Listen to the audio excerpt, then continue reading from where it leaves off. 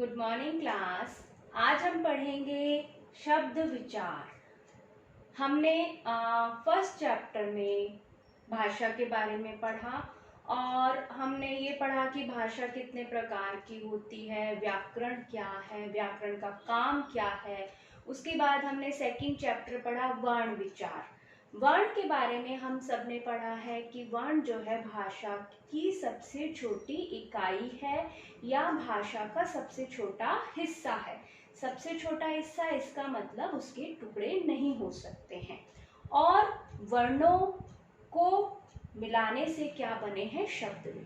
तो शब्द विचार के अंतर्गत हम पढ़ेंगे कि शब्द कैसे बने और ये पढ़ेंगे कि शब्द जो है कितने प्रकार के होते हैं, मतलब वो कितने आधारों पर बटे हुए हैं और वो उन आधारों के अंतर्गत किस किस तरह के शब्द जो हैं आते हैं जो हम पढ़ते हैं।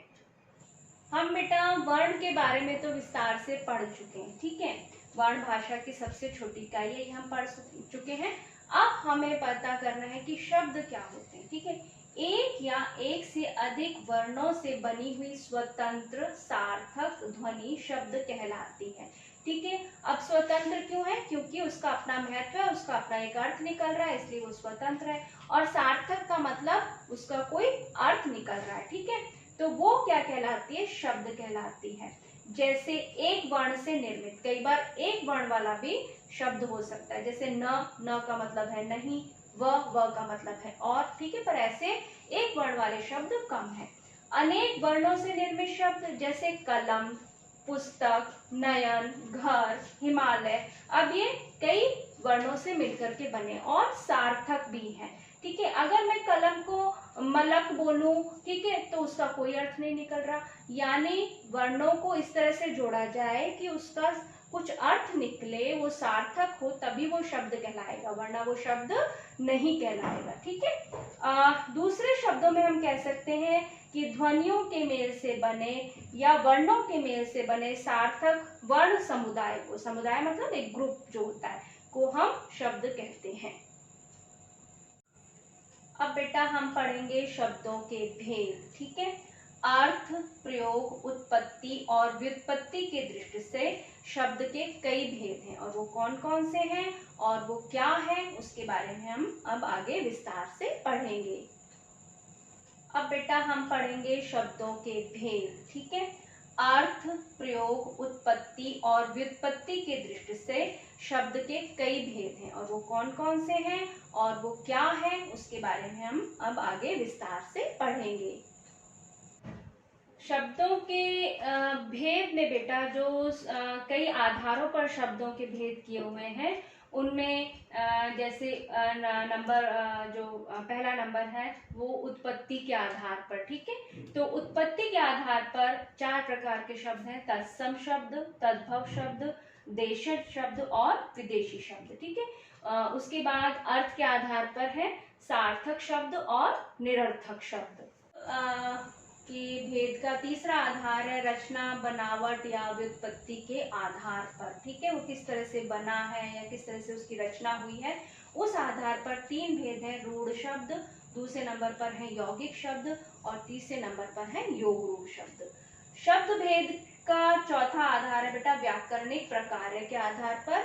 व्याकरणिक प्रकार्य का मतलब व्याकरण में हम कितने प्रकार के शब्दों को पढ़ते हैं, ठीक है।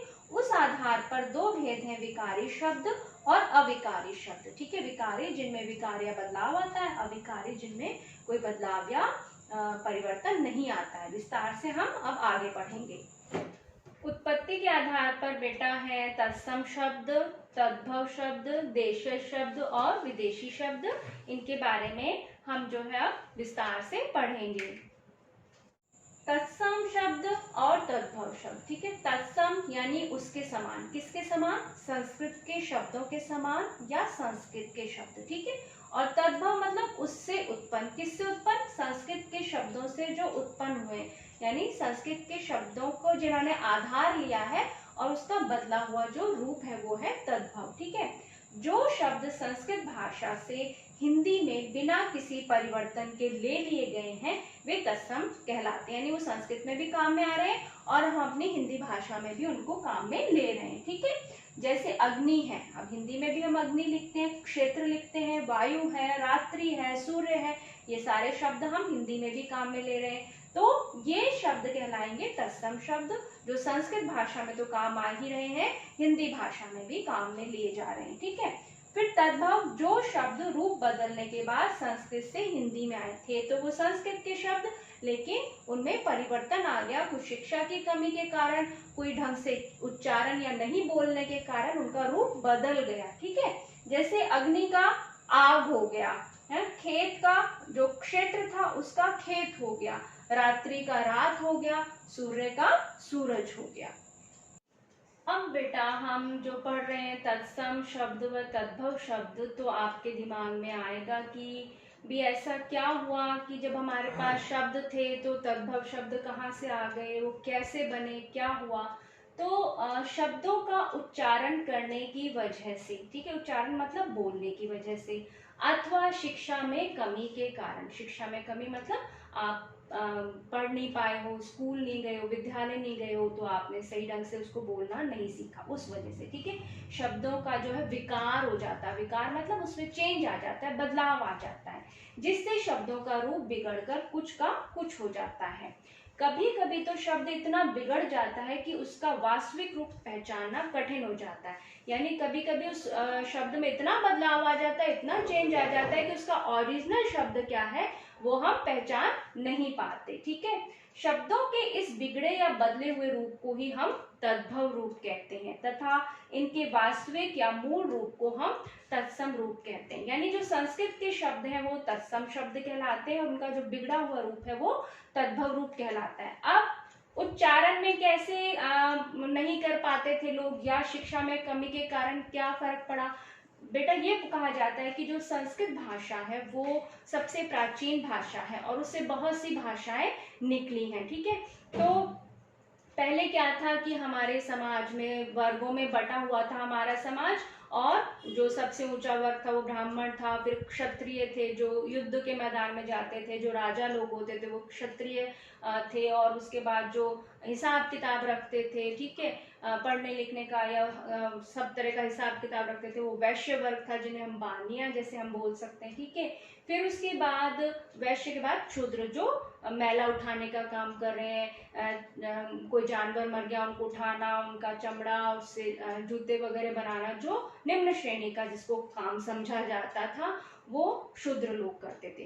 तो पहले क्या था हमारे समाज में, जो ऊपर के 3 वर्ग थे उनको तो विद्यालय जाने का या शिक्षा प्राप्त करने का अधिकार था, लेकिन जो बेचारे गरीब लोग थे, जो नीची जाति के समझे जाते थे, उन लोगों को विद्यालय जाने का या शिक्षा पाने का अधिकार नहीं था।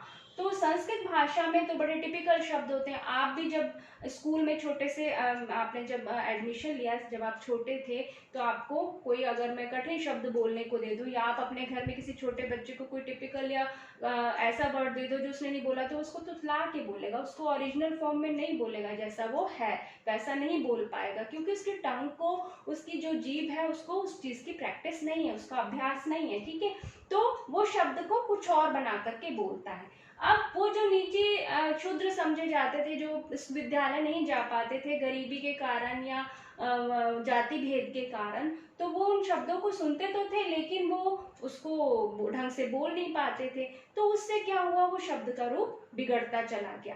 तो आम लोग भाषा के संबंध में ये माना जाता है बेटा, जब भाषा जो है लिखित रूप में आ जाती है, ठीक है, वो लिखी जाने लगती है, तो वो नियमों में बंध जाती है, उसके ऊपर बहुत सारे नियम लागू हो जाते हैं। मैंने बताया था ना कि मानक रूप ये है हिंदी का कि भाई जो एक जैसा रूप हमने स्वीकार कर लिया है। ठीक है, तो क्या होता है कि जब हम उसको किसी भी भाषा में साहित्य लिखा जाने लगता है, कुछ लिखा जाने लगता है, तो वो नियमों में या रूल्स में बंध जाती है। ठीक है, फिर क्या होता है कि वो आम बोलचाल की भाषा नहीं रहती। आप तो ये सब जानते हो कि जब आप घर में बात करते हो आपस में तो हमारी भाषा कुछ और होती है, लेकिन जब हम बुक में पढ़ रहे होते हैं, क्वेश्चन आंसर याद कर रहे होते हैं, तो होते तो ईजी है लेकिन हमें याद नहीं होते। क्यों नहीं होते? क्योंकि वो तो बड़ी अजीब ढंग से भाषा को लिखा होता है। वैसे आपको पता होता है कि ये इसका आंसर क्या होगा, लेकिन जब उस भाषा को आपको लगता है कि ऐसी भाषा कैसे लिखो, तो ये तो मुझे रटनी पड़ेगी, याद करनी पड़ेगी, ठीक है, ऐसा हमारे दिमाग में आता है।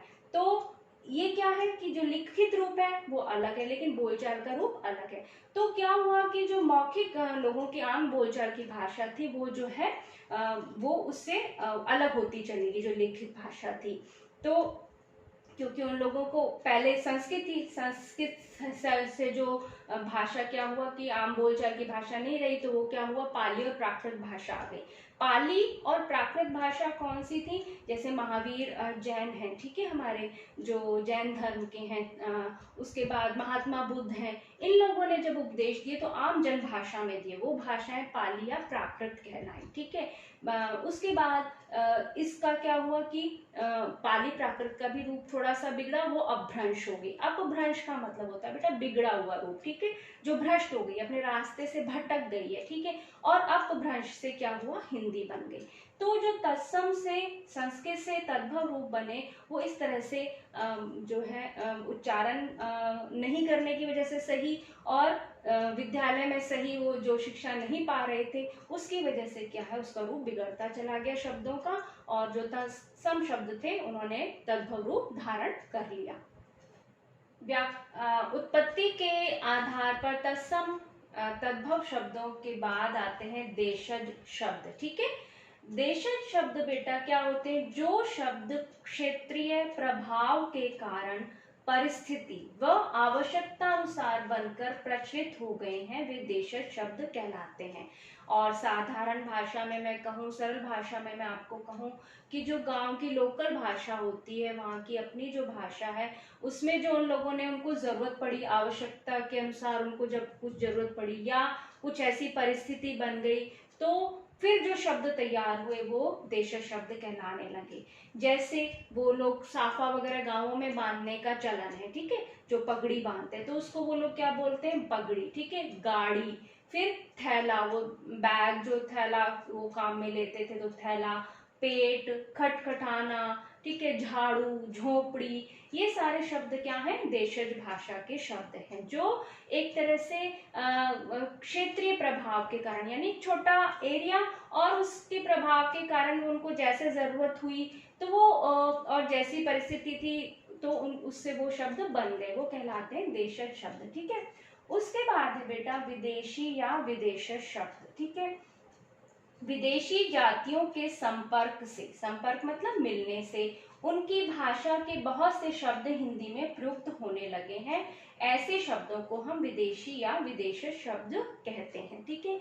अब विदेशी से हमारा संपर्क, ये तो हमारा इतिहास है, हमारी हिस्ट्री है कि हमारे देश पर बहुत से लोगों ने आक्रमण किया, बहुत से लोग यहाँ पर व्यापार के उद्देश्य से आए, तो उनमें से जैसे अंग्रेज थे, मुगल थे, तो वो अपनी भाषा अपने साथ लेकर के आए, पुर्तगाली थे, डच थे, ठीक है, हर तरह के जो विदेशी लोग थे हमारे देश में आए, और हमारा भारत सोने की चिड़िया कहलाता था, तो काफी लोगों ने व्यापार के उद्देश्य से और या फिर यहाँ शासन करने के उद्देश्य से वो हमारे देश तक पहुंचे। तो उनमें से क्या हुआ कि वो काफी साल यहाँ रहे, तो उस वजह से क्या हुआ कि उनकी जो भाषा थी वो अपने साथ लेकर आए थे। वो तो हिंदी जानते नहीं थे या संस्कृत नहीं जानते थे, वो तो अपनी भाषा के साथ आए थे, तो उनके जो शब्द थे वो हमारी हिंदी भाषा में आ गए। ये हमने पहले भी पढ़ा था भाषा वाले चैप्टर में, ठीक है। तो वो हमारी भाषा में आ गए, और हमारी भाषा का हृदय इतना विशाल है, दिल इतना बड़ा है कि उसमें हमने उन शब्दों को हम जो है काम में लेने लगे, वो उसने अपना लिए एक तरह से, ठीक है। तो जैसे स्कूल है, ऑफिस है, ये अंग्रेजी भाषा के शब्द हैं, बॉल है, ठीक है, ट्रेन है, हम रेलगाड़ी कहने की बजाय ट्रेन कहते हैं, ठीक है। या फिर जैसे अनार, अब इतने ये शब्द ऐसे हैं बेटा, जैसे अनार है, आम है, कैंची है, ये अचार है। अब सुनने में तो ये लगता है तो हमारी भाषा के शब्द हैं, हम ना पढ़ें तो हमें तो ये अपनी भाषा के शब्द लगते हैं, हमें पता ही नहीं कि विदेशी भाषा के शब्द हैं, ठीक है। पुलिस है, चाय है, चीनी है, टेलीफोन है, रिक्शा है आदि। अंग्रेजी शब्दों को तो फिर भी हम पहचान लेते हैं, लेकिन जो अरबी फारसी के शब्द हैं, उन भाषाओं को, तुर्की भाषा के शब्द हैं या पुर्तगाली, इन शब्दों को हम पहचान ही नहीं पाते, वो इतने घुल मिल गए हमारी भाषा में। कालीन है, तो ऐसे शब्द जो हमारी भाषा के नहीं है और हमने विदेशी भाषा से लिए हुए हैं अपनी हिंदी भाषा में, वो शब्द क्या कहलाते हैं? विदेशी या विदेशी शब्द।